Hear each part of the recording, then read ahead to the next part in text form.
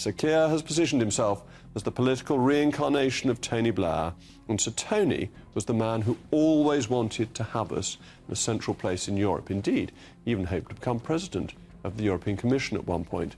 This migrant plan won't work, but it makes it clear that Labour cannot be trusted not to betray Brexit. Keir Starmer's leadership is spiralling into a true nightmare, leaving British families trapped in the midst of this turmoil. Picture this: your electricity bills are soaring, while Starmer seems lost in his own world, preoccupied with political manoeuvring. Labour MPs are rising up in alarming numbers, and this is deeply concerning. From his split with the left to his costly political education, Starmer's experiments are turning the British public into unwitting subjects in his political game. The Labour Party is in disarray, and Keir Starmer stands at the heart of this chaos. You might expect a party leader to have the backing of his deputies, but that's not the case here. Labour MPs are distancing themselves from Starmer faster than you can utter political disaster.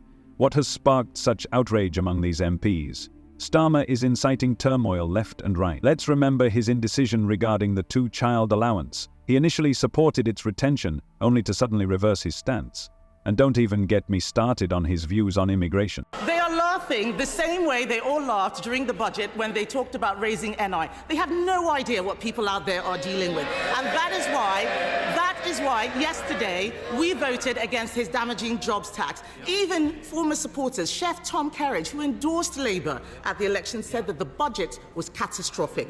He built a real business employing young people, unlike his cabinet of trade union stooges, CV embellishers, and an actual fraudster. None of them have ever run a business. Why, when he listened to business, who are saying his budget is catastrophic?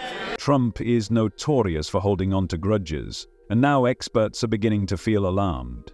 This situation goes beyond mere hurt feelings. It has the potential to damage relations between the two countries significantly, and that's concerning. Compounding the issue is the fact that Trump's associates are urging him to block Starmer's ambitious plan for the Chagos Island. This deal is crucial, as it involves resolving a long-standing dispute and could lead to a shift in military strategy in the Indian Ocean. However, those close to Trump warn that this could jeopardize US military interests, especially with rising concerns about Iranian espionage. As a result, Starmer finds himself in a precarious position. He must navigate a relationship with Trump while also pushing to finalize the deal. A recent phone call between Starmer and Trump highlighted the significance of the UK-US relationship. What has gone so wrong for Keir Starmer? 6 in 10 Brits now say Labour is sleazy, and he's just lost his Chief of Staff, Sue Gray. She resigned over the weekend after deciding that she was becoming a distraction. She was formerly the top civil servant who investigated Boris Johnson over the Partygate scandal before joining Labour. It was her task to get the party ready for government. But did she do a good job? People have been furious with Labour over ministerial freebies and the cut to winter fuel support for pensioners. Nearly 2/3 of voters are dissatisfied with the way Starmer is running the country. All this comes within less than 100 days of Labour being in government. Starmer will be hoping he can start afresh after demoting Gray, but with a tough budget just around the corner, it's likely things could get a lot worse before they get better. How do you think Starmer is doing so far? It was tough and then it turned soft. It's like a political ping-pong match, and honestly it just frustrates me. When Labour insiders describe the party as being in total chaos, it's a clear wake-up call. Can you imagine what it's like during party meetings? I bet it resembles a soap opera, but with less appealing characters and a lot more shouting about politics. That's where things really start to heat up. Some members of parliament are even contemplating leaving the party. Yes, you heard that right. They're so fed up with Starmer's leadership that they're considering walking away.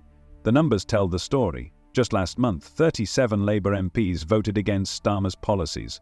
That's more than the total for the entire previous year combined.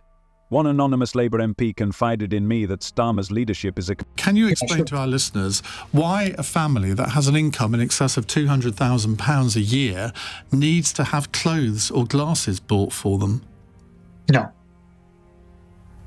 No, I can't.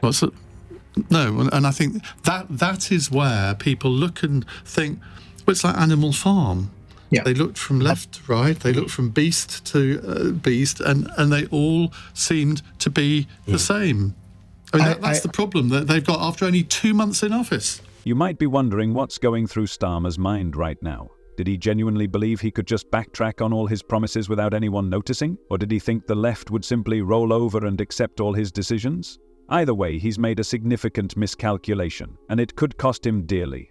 The most alarming aspect for Starmer isn't just a handful of disgruntled MPs or trade union leaders. This is a full-blown rebellion rising from the very heart of the Labour movement. Those who helped elevate him to power are now sharpening their knives, and this is no laughing matter. His diplomatic efforts have become increasingly precarious. Remember when he labelled Trump a bully and a threat to democracy? Now he'll have to be courteous to someone he once criticised so vehemently. His past remarks about Trump aren't just awkward, they could seriously jeopardise relations between the UK and the US. Labour are rattled. Yeah. They're rattled. They're scared. Streeting is rattled. They're going down. They're not popular. I mean, this is the worst start for any government. I think Keir Starmer is the worst ever Prime Minister, and it shows in all the polls. His popularity has sunk. Keir says Khan wouldn't work with reform to look at employing more police to tackle knife crime, which predominantly affects black youths in London. That's how much he cares. So that was what it was. So instead of dealing with the issue and saying, you know, we all need to work together, this politicking comes into play once again. Yeah, I think it's a bad characteristic to be stubborn in politics. I really do. I think sometimes you need to deal with a cross-party approach. But just to be so principled, I think it's a misguided principle, but just to be so principled to say, reform, I don't want anything to do with it. I think that's so counterproductive. Well, it's actually pathetic, and it's not what he should be saying or doing at all. But I'm afraid that man, for me, another one that I think is an absolutely appalling person. It's becoming utterly impossible to sustain, and it's undoubtedly painful. We're dealing with serious issues that impact the lives of real people. Take winter fuel payments, for instance, which help individuals keep warm in their homes. Starmer's MPs are protesting against cuts to these payments. And these aren't just statistics, they represent people's lives. And what about the restrictions on child benefits for families with 2 children? Starmer seems unable to make a decision on this matter, and it's driving his party to the brink. It's like a game of Jenga where he keeps pulling out all the wrong pieces, causing the entire structure to teeter. It's only a matter of time before it all comes crashing down, and who will be left to pick up the pieces? That's right, we, the ordinary British citizens, who are already wary of this chaos. You have to wonder what's going through Starmer's mind right now. Does he even grasp how dire the situation is? Or is he simply hoping that everything will somehow resolve itself? Just getting back to this defence budget, Starmer knew he wasn't going to put that up. I don't care what anyone says. He will have predicted, he'll have enough experts whispering in his ear and saying this is the situation. He more than implied that, you know, the defence departments were going to get a fair share of money. They were going to be up in the ante. There was going to be new investment with them, bearing in mind the decline they've been in for the last 12 years or so, and it ain't going to happen. And you know what? He knew it wasn't going to happen. That almost verges on lies. Regardless of the circumstances, the outlook appears dire for both him and the Labour Party. Just when you thought things couldn't get any worse, wait until you hear how betrayed the left feels, but we'll delve into that later. This political saga is just beginning, and it promises to be thrilling. His former allies now regard him as if he has political leprosy. What could have transformed Starmer's most devoted supporters into his staunchest critics? It all boils down to those well-known 10 promises he made to earn the party's trust. The left is outraged because Starmer has failed to uphold nearly all of his commitments. For instance, the cap on the 2-child allowance has sparked significant anger among left-wing Labour factions, and rightly so. This kind of behaviour was expected from the Tories, not from a Labour leader who vowed to safeguard working families.